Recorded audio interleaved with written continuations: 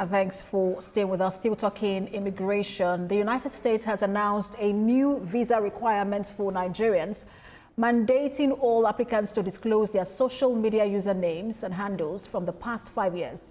In a statement posted on X, the U.S. Embassy in Nigeria warned that omitting social media details could result in visa denial and ineligibility for future applications. The directive applies to all DS-160 visa forms. The Nigerian government has responded to the new policy, which comes as Washington continues to tighten travel rules, particularly for African countries. In recent years, the U.S. has restricted temporary stay visas for Nigerian visitors to just 3 months and imposed wider travel bans affecting several African nations. The Trump administration has defended the measures as necessary for national security, with applicants from some countries now also required to pay bonds of up to $15,000 when applying for U.S. tourist or business visas. U.S. immigration lawyer Andrew Thomas joins me on the World Now for more on this. Good to have you join us. Thank you for having me. Again, we continue to see more stringent and restrictive visa rules and regulations from the U.S., this time for Nigeria.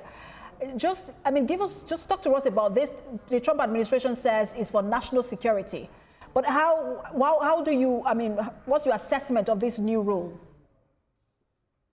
Well, when it comes to visa or immigration policy, I think we should look at it in a more holistic perspective.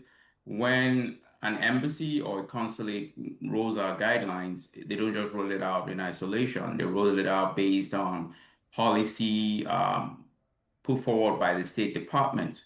And the State Department are very clear that if you need a U.S. visa, you want to come to the United States, you must show a detailed social media history so that they can profile you.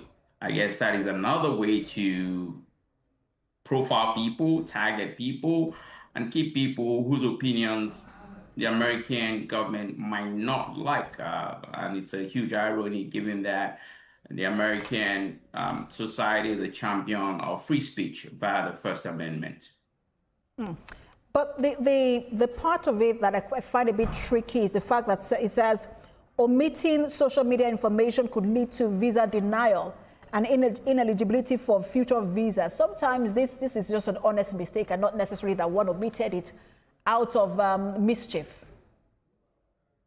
Well, assuming it's an honest mistake for the sake of argument, it is still ultimately the consular officer who would determine what you leave out or what you didn't put on, because I really am hard-pressed to understand why they need to spend a lot of time profiling you through social media, if not to target you for speech, because as it were, what do we do on social media? We comment, we like things, and we don't like things or follow ideas that might be disturbing to the U.S. Embassy, as it were. But I think it has a chilling effect on people wanting to come to a country that claims to be a nation for all immigrants. And I think it's worrisome that you want to use a social media profile or profiles to target people who want to come to the United States for a myriad of reasons. So I find that disturbing and troubling that it has a chilling effect on free speech too.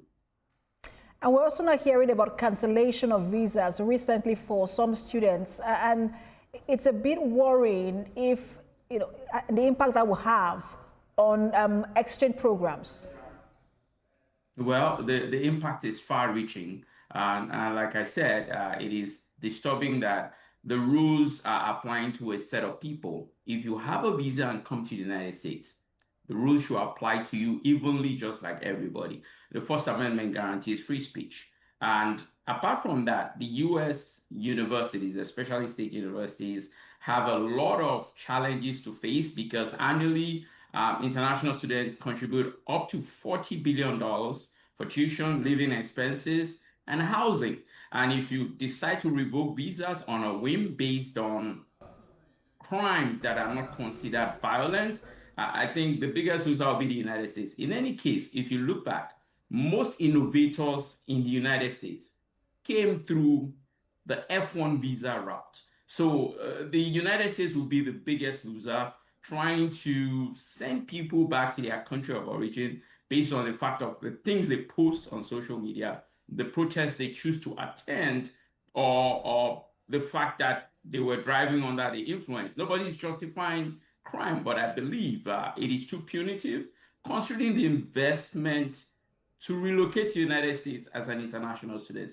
There should be fairer ways to address people when they run foul of the law, and sending them back home because they made mistakes is too punitive. And how should the Nigerian government respond to all of these immigration policies holistically and also protect its citizens?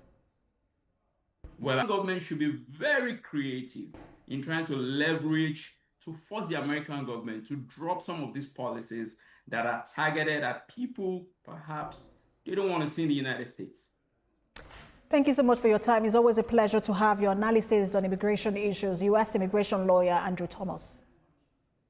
It's a pleasure to be here. Thank you.